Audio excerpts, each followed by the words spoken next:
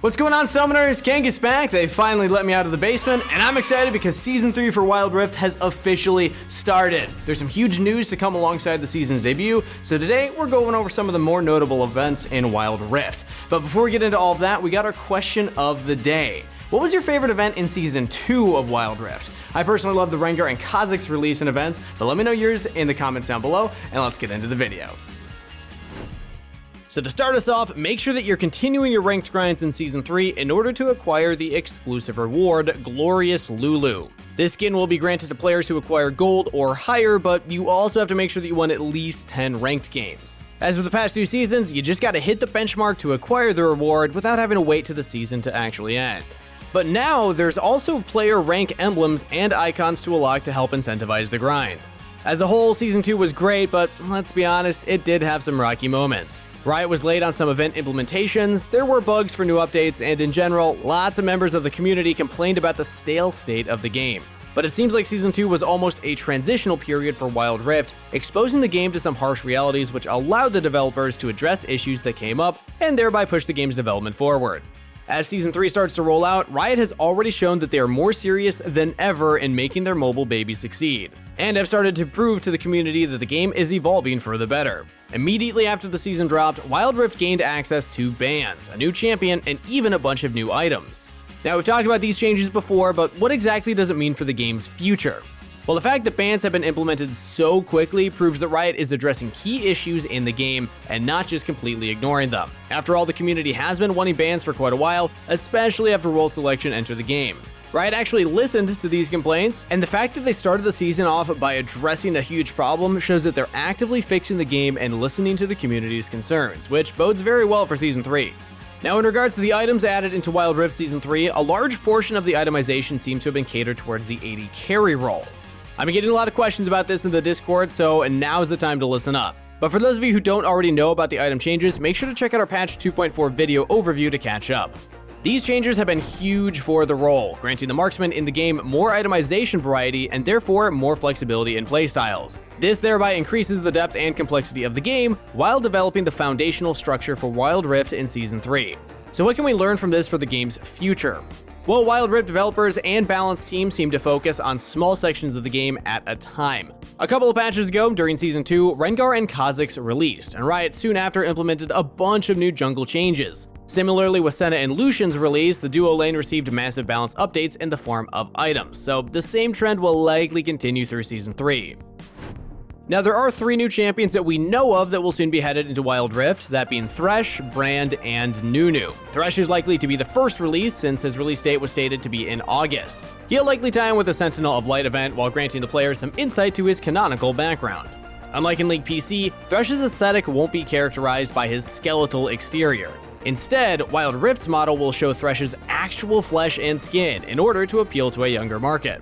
Now, for those League of Legends veterans, this may seem unsettling since Thresh's skull was such an iconic feature of the character. But Riot stated that Thresh's physical appearance in Wild Rift will correlate directly with the newly created backstory, potentially granting some insight to the cracked hook wielder, further developing the rich lore surrounding the Sentinels of Light. Thresh's release will push the hook champion meta forward, potentially making more room for champions like Blitz to see play. Alongside Thresh, Brand and Nunu are also soon to be released. Brand is conventionally a mid lane champion or a support, but seeing as how Wild Rift players love to play AP supports, Brand will likely find a home in the duo lane as an AP caster support. Now, since 2 supports seem to be releasing in close proximity to one another, it's quite possible that some more support changes will be coming as well. And to be honest, we don't know what exactly they'll change, but hopefully it'll address some of the community's concerns regarding the support role, be it more itemization options or gold growth. After all, Riot loves to adjust the game to make room for the new champion releases. To be honest, we don't know what exactly will change though, so maybe we'll get some tank itemization, or maybe even Riot will finally implement a way for supports to play more vision control. I'm looking at you, Control Wards. Regardless of specificity though, expect to see at least some minor changes to the support role when the new champions debut. Now, moving on to Nunu, he's a counter-jungling machine that excels at securing objectives. Director Alan Moore stated that he'll release sometime in September with no confirmed date. Since he's the sole jungle release and no other champions have been officially teased, further speculation for future changes regarding the jungle are a little too ambiguous to make. Regardless though, Season 3's new champions are sure to further develop the game, especially thanks to the game changes that are sure to accompany them. And these are just 3 of potentially many more champions to debut in Wild Rift. So to keep up with more news regarding champion releases, make sure to hit that sub button and hit the notification bell as well so that you get future updates. And if you're just generally excited about Season 3 and want more people to discuss the game with, you can also check out our ProGuides Wild Rift community Discord through the link in the description. Now, for all of you money-spending whales out there, Riot recently released Wild Pass Season 2.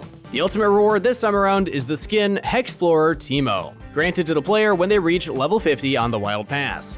And for those players who see level 50 as a minuscule leveling objective, there are actually missions after level 50 for those of you yearning to grind even more.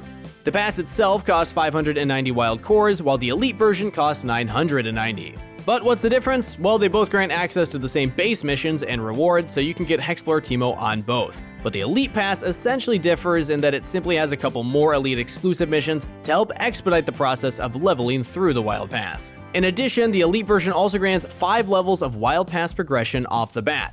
So for those of you looking for an easier time acquiring the Wild Pass reward, definitely go with the Wild Pass Elite.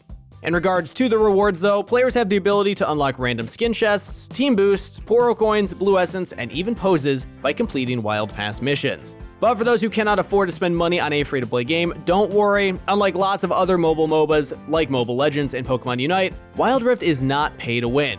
None of the rewards in the Wild Pass provide in-game strengths or unfair advantages, but just provide aesthetic upgrades and personalization options. And also, some of the rewards in the Wild Pass are actually available for those not purchasing the pass as well. The Wild Pass has a little bit of something for everyone, even those who haven't spent real-life currency on the game. So just because you haven't bought the pass, don't be ignoring the tab in Wild Rift.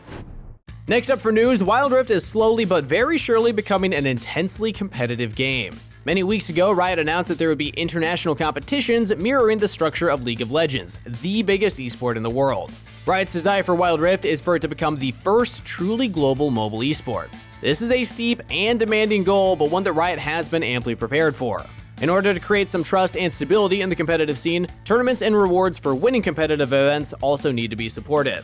So therefore, Riot stated that they will continue to support the grassroots of the competitive scene in order to create a promising environment for players. The game as a whole has suffered a lot of issues of lack of funding in regards to the professional environment, and a lot of competitive players don't actually earn a wage, purely pursuing their career route because of self-drive and hopes for the game's future. This is because the tournament earnings aren't enough to create financially independent teams, thereby creating reliance on outside sources of investment and other avenues of income to maintain the competitive teams. But now that Riot has promised their time and money investment into the nurturing of the growth of Wild Rift competition, other corporations and big-name esport organizations have less risk committing their investment into Wild Rift. And in light of Riot's promise for Wild Rift competitive future, big-name Uzi from the League of Legends LPL has actually started recruiting for his own Wild Rift competitive team. They are known as the Ultra Fantastic Gaming, abbreviated as UFG. According to Esports, each player on the team will earn a minimum salary of 6,000 Chinese yuan, which is around $922. Though this may not seem like a lot of money for a livable salary for some people, especially depending on where you're from, the fact that Wild Rift players are now able to get paid at all is huge news. This also means the competitors can commit more of their time into playing and improving at the game, and the more time investment that these professional players can put in, the better the content and overall culture around the game will be.